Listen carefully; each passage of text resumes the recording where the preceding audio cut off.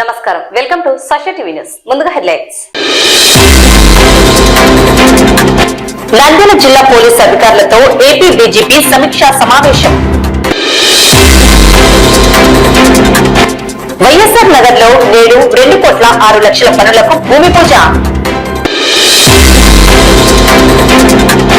ఉత్సాహభరితంగా నేడు ప్రారంభమైన నంది బాలోత్సవాలు. సావిత్రిబాయి పూలే అవార్డు గ్రహీత మాధవీలతకు ఘన సన్మానం. నూతన పరిశ్రమలపై ఉద్యమించాలని పిలుపునిచ్చిన ఏఐవైఎఫ్ రాష్ట్ర ప్రధాన కార్యదర్శి లెనిన్ బాబు. పట్టణంలోని సంజీవనగర్ రామాలయంలో నేటి నుండి యాగాలు ప్రారంభం.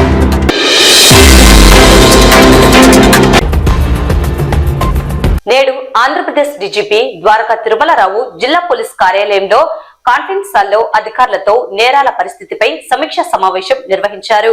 ముందుగా డీజీపీకి కర్నూలు రేంజ్ డీఐజీ కోయ ప్రవీణ్, జిల్లా ఎస్పీ అద్రాజ్ సింగ్ రాణా స్వాగతం పలికారు. అనంతరం జిల్లా సాయుధ బలగాల నుండి గౌరవ వందన స్వీకరించారు.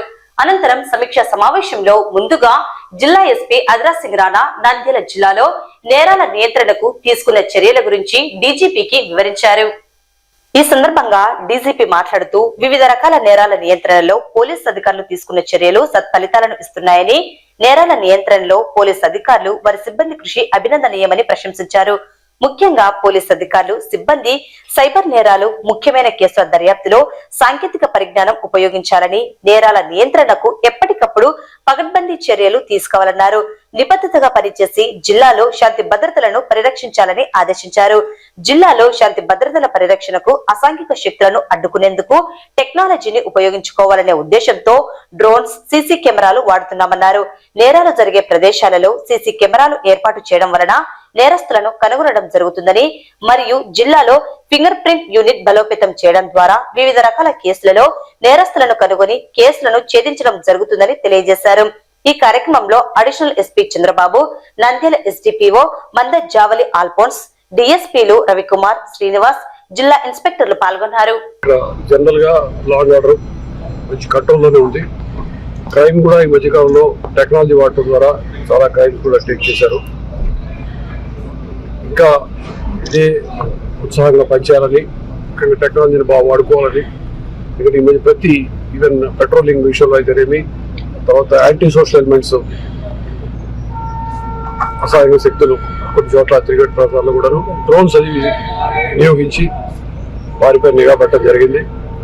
అదేవిధంగా సీసీటీవీ కెమెరాలు బాగా వాడటం వల్ల కేసెస్ డిటెక్ట్ అయింది. ఫింగర్ ప్రింట్ సిస్టమ్ కూడా కొంతకాలంగా మూలపడిపోయింది, మళ్ళీ రివైవ్ చేయడం ద్వారా చాలా కేసులు డిటెక్ట్ అయింది. వాటిని కూడా గమనించడం జరిగింది. ఇంకా ఇదే ఉత్సాహంతో పనిచేయాలని చెప్పి అందరికీ అధికారులని బోధించడం, ఆ తర్వాత వారికి ఏదైనా సపోర్ట్ కావాలన్నా హెడ్ క్వార్టర్ జరిగింది. ముఖ్యంగా ఇన్ఫ్రాస్ట్రక్చర్ విషయంలో కొత్త జిల్లాలకి ఏదో ఇన్ఫ్రాస్ట్రక్చర్ ఇవ్వాలంటే ఒకటైతే, రెండవది సిబ్బందికి సంబంధించిన ప్రమోషన్లు, వారికి సంబంధించిన సర్వీస్ కండిషన్స్ ఇంకా ఇంప్రూవ్ చేయడానికి కూడా ఏమి చేయాలి. ముఖ్యంగా ఇప్పుడు కొద్ది రోజుల్లో ఇన్స్పెక్టర్ టు డిఎస్పీ ప్రమోషన్ ఇచ్చేది ఉంది. అదేవిధంగా అది ఇచ్చిన తర్వాత DSP to additional SP promotion వచ్చేది ఉంది. అవన్నీ కూడా కొద్ది రోజుల్లో ఇచ్చేటువంటి అవకాశం చెప్పాలని చెప్పి కొద్దిగా ధైర్యం చెప్పి మనోధైర్యంతో పనిచేయమని చెప్పడం జరిగింది.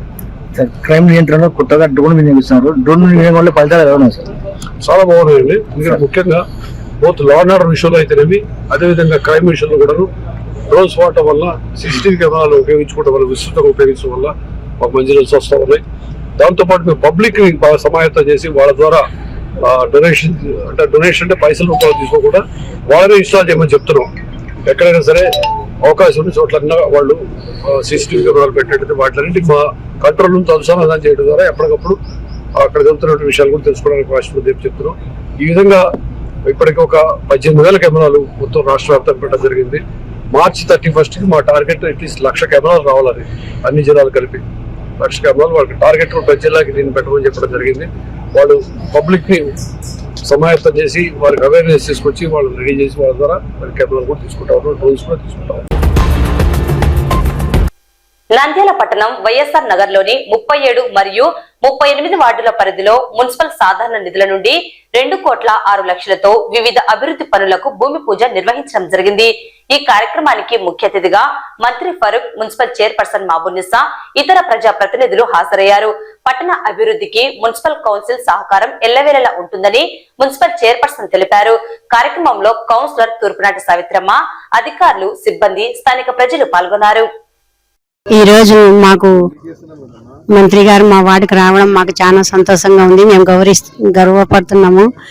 మరి మా వార్డును డెవలప్మెంట్ చేసి రోడ్లు, డ్రైనేజీలు, కాలువలు అన్ని వేయించి డెవలప్మెంట్ చేయాలని మరీ కోరుకుంటున్నాను. మంత్రి గారికి నా ధన్యవాదాలు. అందరికీ నమస్కారం. ఈరోజు 37వ వార్డు మరియు 38వ వార్డుకు సంబంధించిన దాదాపు 2.6 crores రూపీస్ వర్కులు ఈరోజు స్టార్ట్ చేయడం జరిగింది.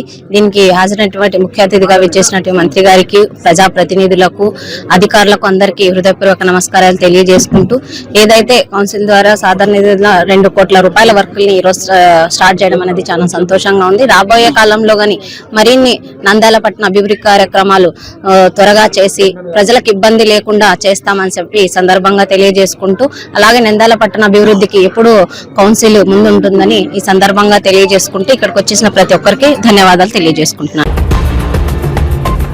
విద్యార్థులకు విజ్ఞాన సముపార్జనకు గాను ప్రతిభా పాఠవాలు ప్రదర్శించడానికి, వారిలో నైపుణ్యాలను వెలికి తీయడానికి మంచి కేంద్రాలుగా నంది బాలోత్సవాలను భావిస్తున్నామని జిల్లా విద్యాశాఖ అధికారి జనార్దన్ రెడ్డి అన్నారు. నంది విజ్ఞాన కేంద్రం ఆధ్వర్యంలో నంది ద్వితీయ బాలోత్సవాలు బుధవారం నంద్యాల మున్సిపల్ టౌన్ హాల్ నందు ఉత్సాహభరితంగా, అట్టహాసంగా ప్రారంభమయ్యాయి. 2 రోజుల పాటు జరిగే ఈ బాలోత్సవాలలో మొదటి రోజు జిల్లా నలుమూలల నుండి, వివిధ పాఠశాలల నుండి 3000 మంది విద్యార్థులు పాల్గొన్నారు. ఈ కార్యక్రమానికి ముఖ్య అతిథిగా పాల్గొన్న జిల్లా విద్యాశాఖ అధికారి జనార్దన్ రెడ్డి, డాక్టర్ రాకేష్ రెడ్డి, డాక్టర్ శ్రీకాంత్లతో కలిసి కార్యక్రమాన్ని ప్రారంభించారు. కార్యక్రమానికి నంది విజ్ఞాన కేంద్రం జిల్లా కన్వీనర్ రామరాజు అధ్యక్షత వహించారు. పలు సాంస్కృతిక నృత్య కార్యక్రమాలు ఆకట్టుకున్నాయి. ఈ సందర్భంగా డిఈఓ జనార్దన్ రెడ్డి మాట్లాడుతూ, పిల్లలలో భారతదేశ కళలు, సహజ సిద్ధమైన నైపుణ్యాలను వెలికి తీయడానికి, సజీవంగా ఉంచడానికి ఇలాంటి కార్యక్రమాలు చాలా అవసరమన్నారు. నంది బాలోత్సవాలు నంద్యాల జిల్లాలో జరగడం అదృష్టంగా భావిస్తున్నామన్నారు. ఇలాంటి కార్యక్రమాల ద్వారా పిల్లలలో ఉత్సాహం, చదువు పట్ల ఆసక్తి, సంస్కృతి సాంప్రదాయాల పట్ల ఆసక్తి కనబరచడానికి ఉపయోగపడతాయన్నారు. ఇలాంటి కార్యక్రమాలు నిర్వహిస్తున్న విజ్ఞాన కేంద్రానికి ప్రత్యేకంగా అభినందనలు తెలిపారు. ఎంతో వ్యయ ప్రయాసాలకు వచ్చి ఎంతో మంది విద్యార్థులను తయారు చేసిన ఉపాధ్యాయులకు అభినందనలు తెలిపారు. కార్యక్రమంలో 7 హిల్స్ మారుతి కుమార్, బాలోత్సవ ఆహ్వాన సంఘం ప్రధాన కార్యదర్శి భాస్కర్ రావు, గౌరవ సలహాదారులు శంకరయ్య, ఆర్గనైజింగ్ కార్యదర్శి మౌలాలి, కోశాధికారి గురుస్వామి, కార్యనిర్వాహక సభ్యులు ప్రసాద్, గోపాల్, సుధాకర్, మాణిక్యం శెట్టి, నాగేంద్ర, డి లక్ష్మణ్, ఎంఆర్ నాయక్, శివ, ప్రసాద్ తదితరులు పాల్గొన్నారు.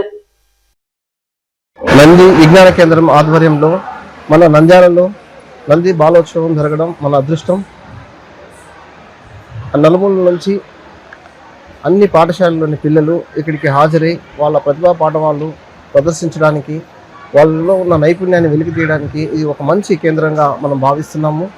పిల్లలందరిలో కూడా వాళ్ళ సహసిద్ధమైన నైపుణ్యాలు, వాళ్ళల్లో ఉన్న క్రియేటివిటీని వెలికి తీయడానికి, మన భారతదేశ కళలు, నైపుణ్యాలను మనం సజీవంగా ఉంచుకోవడానికి ఇట్లాంటి కార్యక్రమాలు చాలా చాలా అవసరము.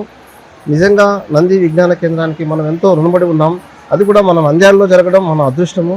సో ఇట్లాంటి కార్యక్రమాల ద్వారా పిల్లల్లో ఉత్సాహము, చదువు పట్ల ఆసక్తి, మన సంస్కృతి సాంప్రదాయాల పట్ల ఆసక్తి పెంపొందించుకోవడానికి ఇవి చాలా చక్కని ఉదాహరణలు. మరి ఇట్లాంటి కార్యక్రమాలను నిర్వహించిన నంది విజ్ఞాన కేంద్రం వాళ్ళకి మనం ఎంతో కృతజ్ఞతలు తెలియజేసుకోవాలి. అట్లాగే ఎంతో వ్యయ ప్రయాసాలకు వచ్చి ఎంతోమంది ఉపాధ్యాయులు వాళ్ళ పిల్లల్ని ఈ విధంగా తయారు చేసి ఇక్కడికి తీసుకురావడం కూడా వాళ్ళ ఉపాధ్యాయులందరినీ కూడా మనం అభినందించాలి.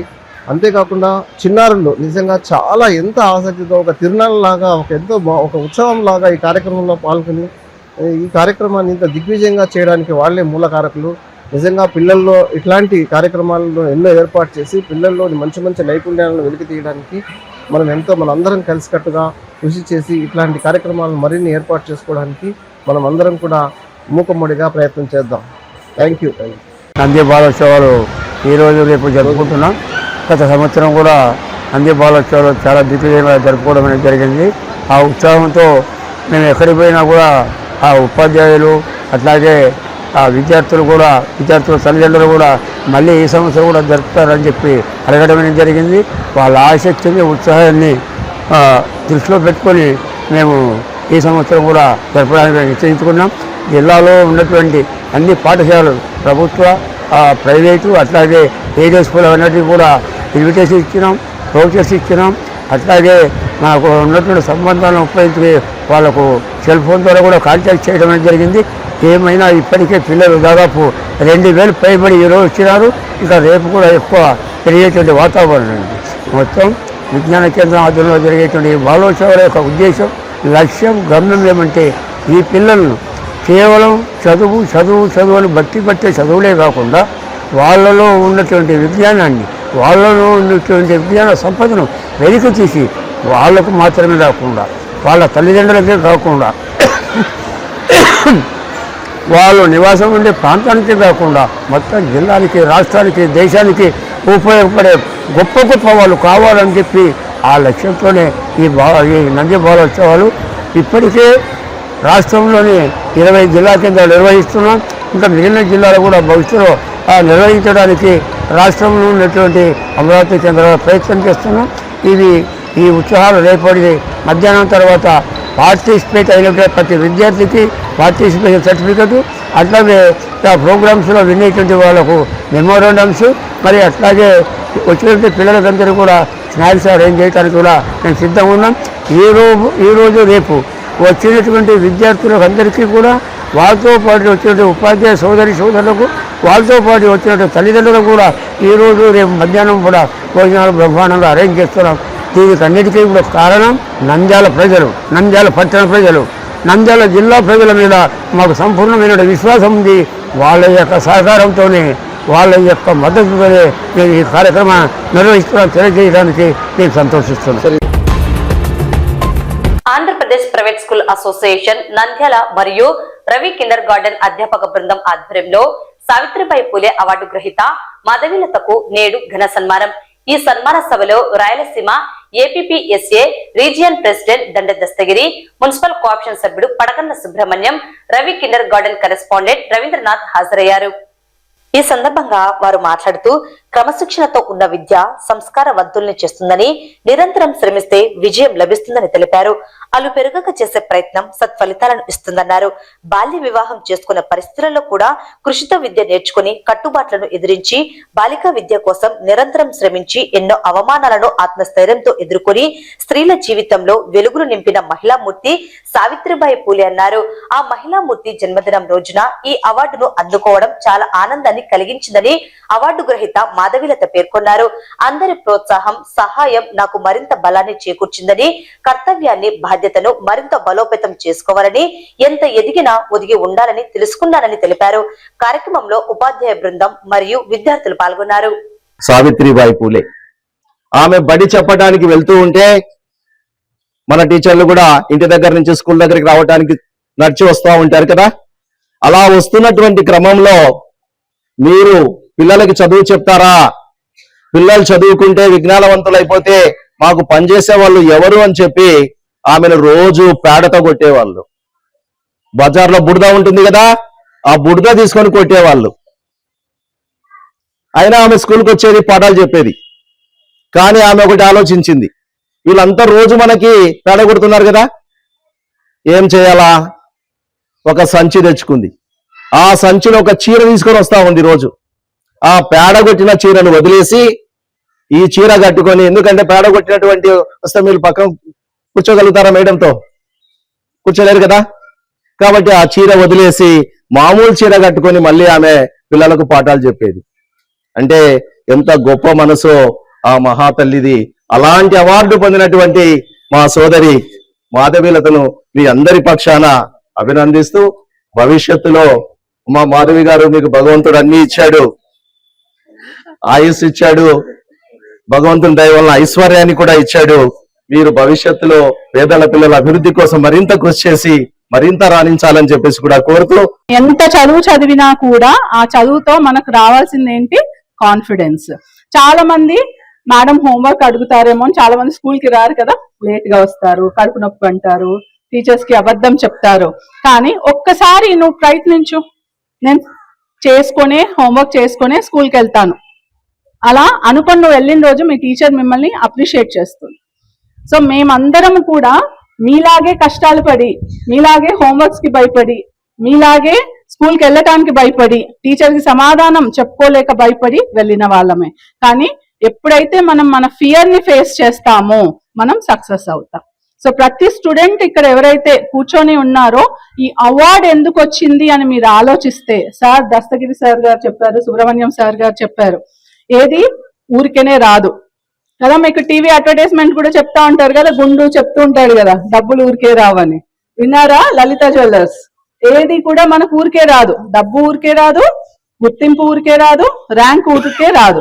మనం దానికోసం శ్రమించాలి, ప్లాన్ చేసుకోవాలి, ఎదుటివాడితో సంతోషంగా ఉండాలి. నువ్వు హ్యాపీగా లేవనుకోండి, ఏం సాధించినా అది వేస్ట్. సో నువ్వు సంతోషంగా ఉండాలి, స్ట్రాంగ్ గా ఉండాలి, కాన్ఫిడెంట్ గా ఉండాలి, ఫియర్లెస్ గా ఉండాలి. అంటే భయపడకూడదు. ఎప్పుడైతే మనం ఇవన్నిటిని దృష్టి సాధిస్తామో అప్పుడు మనం విజయం సాధిస్తాం. సో ఈ రోజు మన స్కూల్ కి ఇలా రావటం నాకు చాలా సంతోషంగా ఉంది. నేను మీ అందరినీ ఇన్స్పైర్ చేయగలుగుతున్నాను అంటే అది మా పేరెంట్స్, మా టీచర్స్, తర్వాత మా ఫ్యామిలీ చలువే. సో ఫ్యామిలీని ఎప్పుడు నెగ్లెక్ట్ చేయొద్దు. మీ పేరెంట్స్ హ్యాపీనెస్ మీ హ్యాపీనెస్ అనుకుంటే మీరు చక్కగా రాణిస్తారు. వెనుకబడిన రాయలసీమ జిల్లాల యువతకు ఉపాధి కావాలంటే నూతన పరిశ్రమల స్థాపనతోనే సాధ్యమని, నూతన పరిశ్రమ స్థాపన కోసం ఏఐవైఎఫ్ గా సమరశీల పోరాటానికి యువత సిద్ధం కావాలని ఏఐవైఎఫ్ రాష్ట్ర కార్యదర్శి నక్కి లెనిన్ బాబు పిలుపునిచ్చారు.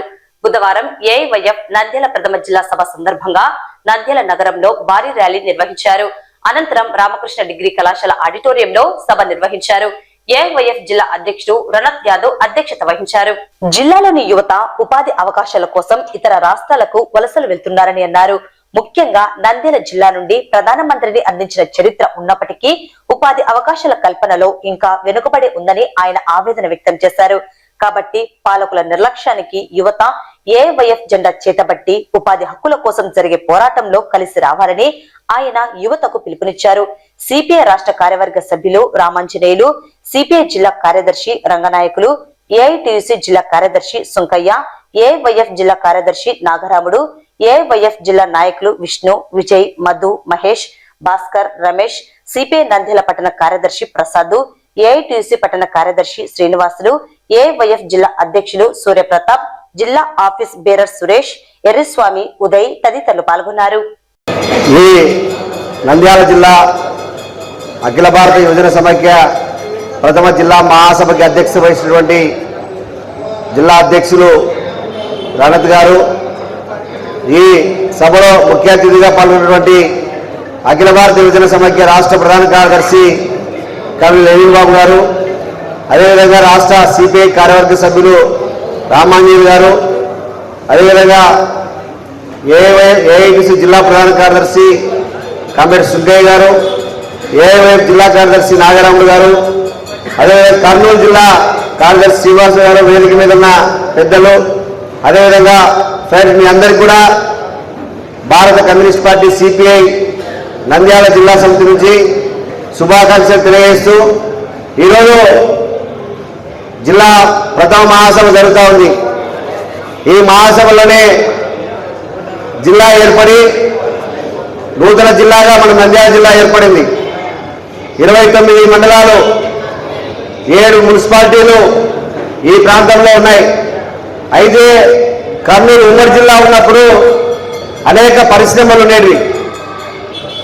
ఈ పరిశ్రమలతో పాటు మనకి ఎక్కువ స్టూడెంట్స్ కూడా ఉన్నారు కాబట్టి యూనివర్సిటీ లేదు నంద్యాల జిల్లాలో. అదేవిధంగా ఏఐవైఎఫ్ జిల్లా ప్రధాన కార్యదర్శి నారాయణ గారిని కూడా వేరే పరిచయంగా కోరుతా ఉన్నాం. కామ్రేడ్స్ ఇక్కడికి వచ్చిన కామ్రేడ్స్కి, అదేవిధంగా మన పార్టీ రాష్ట్ర కార్యవర్గ సభ్యులు రామాంజనేయులు గారికి, అదేవిధంగా ఏఐవైఎఫ్ రాష్ట్ర ప్రధాన కార్యదర్శి లెనిన్ బాబు గారికి, అదేవిధంగా పార్టీ జిల్లా కార్యదర్శి రంగనాయన గారికి, కర్నూలు జిల్లా ఏఐవైఎఫ్ కార్యదర్శి శివనన్న గారికి, ఏఐవైఎఫ్ జిల్లా నిర్మాణ బాధ్యులు సుంకయ్య గారికి, పైన వేదిక సభ్యులందరూ కూడా ఏఐవైఎఫ్ నుంచి, ఏఐవైఎఫ్ జిల్లా సమితి నుంచి ప్రత్యేక ధన్యవాదాలు తెలియజేస్తా ఉన్నాం. నంద్యాల జిల్లాలో సమస్యలేంటి, ఈ అంశాలపైన ఎవరు కూడా ప్రస్తావించడం లేదు. మరోవైపున ఈ దేశానికి స్వాతంత్రం వచ్చిన తర్వాత ప్రభుత్వ రంగ సంస్థలు రైల్వే, ఎల్ఐసి, బిఎస్ఎన్ఎల్, విమానాశ్రయాలు, ఆయిల్ కంపెనీలు, గ్యాస్ కంపెనీలు అన్ని కూడా ప్రభుత్వ రంగంలో ఉన్నాయి. ప్రభుత్వ రంగంలో ఉండడం ద్వారా ఇంజనీరింగ్, బీటెక్, ఎంటెక్ చదివిన వాళ్ళు, పీజీలు చదివిన వాళ్ళు, అదేవిధంగా టెక్నికల్ కోర్స్ చదివిన వాళ్ళందరూ కూడా ప్రభుత్వ రంగంలో ఉద్యోగాలు వచ్చాయి. అయితే మోడీ తాత వచ్చిన తర్వాత ఆయన మీకు తెలుసో తెలియదో 12 సంవత్సరాలు ఇప్పుడు అధికారంలోకి వచ్చారు. మోడీ గారు ఏం చెప్పారు? ఈ దేశంలో ఉన్న వాళ్ళకి ఏడాదికి 2 కోట్ల ఉద్యోగాలు ఇస్తాం అంటే ఇప్పటికి 24 కోట్ల ఉద్యోగాల భర్తీ కావాలి. నంద్యాల పట్టణం సంజీవనగర్ రామాలయంలో నేటి నుండి ఈ నెల 26వ తేదీ వరకు సుదర్శన యాగపూర్వక అష్టనాగ ఆశ్లేష బలి పూజ సహిత సుబ్రహ్మణ్య యాగం నేటి నుండి ఈ నెల 26వ తేదీ వరకు భగవత్ సేవా సమాజ్ వారి ఆధ్వర్యంలో నిర్వహించడం జరుగుతుందని ఈ కార్యక్రమాల వివరాలను ఆలయ అర్చకులు వివరించారు.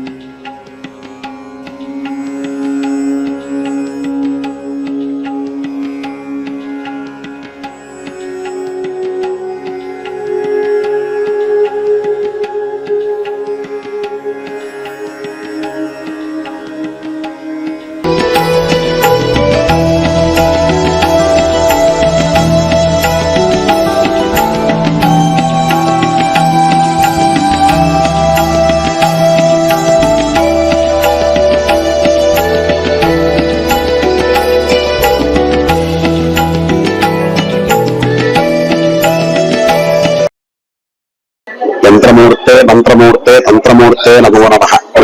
శ్రీ సుబ్రహ్మణ్యాయ నమః.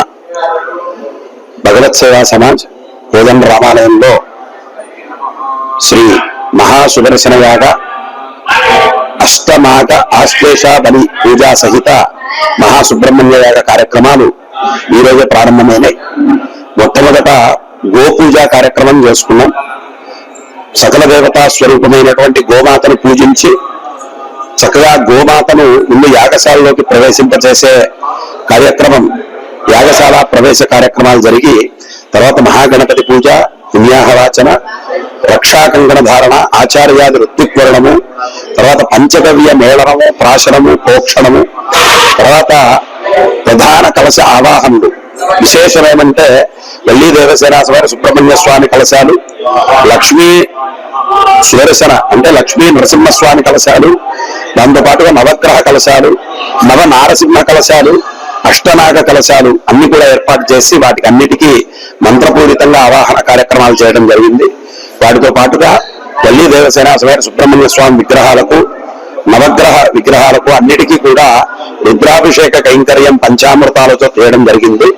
అట్లే 21 హోమగుండాల్లో వేదోక్తంగా పురాణోక్తంగా అన్ని కూడా చక్కగా ఆ యొక్క మహాసుదర్శన యాగాన్ని, సుబ్రహ్మణ్య యాగాన్ని చక్కగా ఈరోజు నిర్వర్తించడం జరుగుతూ ఉంది. ఇట్లా ఈరోజు సాయంకాలం తులసి అర్చన 6 గంటల నుంచి జరగబోతూ ఉంది.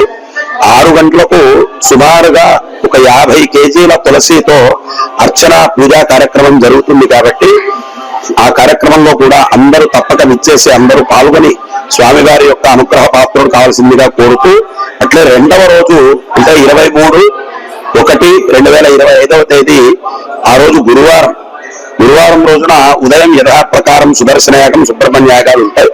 సాయంకాలం మాత్రం 2వ రోజు సాయంకాలం 6 గంటల నుంచి రాహుకేతు పూజలు, మినుములు, ఉలవలతో చక్కగా రాహుకేతువులకు సంబంధించినటువంటి అర్చన పూజా కార్యక్రమం జరగబోతూ ఉంది. కాబట్టి ఆ కార్యక్రమానికి కూడా అందరూ తప్పక విచ్చేసి స్వామివారి కృపాపాత్రులు కావాల్సిందిగా కోరుతున్నారు. వార్తలు ముగించే ముందు ముఖ్యాంశాలు మరోసారి. నంద్యాల జిల్లా పోలీసు అధికారులతో ఏపీ డీజీపీ సమీక్షా సమావేశం. వైఎస్ఆర్ నగర్ లో నేడు 2,06,00,000 పనులకు భూమి పూజ. ఉత్సాహభరితంగా నేడు ప్రారంభమైన నంది బాలోత్సవాలు. సావిత్రిబాయి పూలే అవార్డు గ్రహీత మాధవీలతకు ఘన సన్మానం. నూతన పరిశ్రమలపై ఉద్యమించాలని పిలుపునిచ్చిన ఏఐవైఎఫ్ రాష్ట్ర ప్రధాన కార్యదర్శి లెనిన్ బాబు. పట్టణంలోని సంజీవనగర్ రామాలయంలో నేటి నుండి యాగాలు ప్రారంభం.